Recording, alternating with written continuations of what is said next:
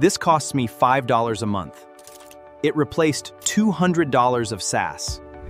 n8n workflow. Here's exactly how. Zapier for automation, a scheduler, an email tool, a scraper, a dashboard, 5 subscriptions, 5 logins, 5 bills, all just moving JSON from one place to another. Here's what nobody selling you SaaS wants you to know. 90% of these tools are just a trigger, some logic, and an API call. That's it. And that is n8n does, free and self-hosted. First, the trigger, a single webhook node. Now anything on the internet can kick off my workflow. No polling, no waiting. That's tool number 1, gone. Next, the logic, an IF node and a code node. Filter the data, transform it, branch it. The entire automation platform I was renting, replaced by 2 nodes. Then the actions, HTTP request nodes hitting the APIs directly. Send the email, update the sheet, post to Slack. 1 workflow, every integration, 0 extra subscriptions. I host it on Railway for a few bucks a month.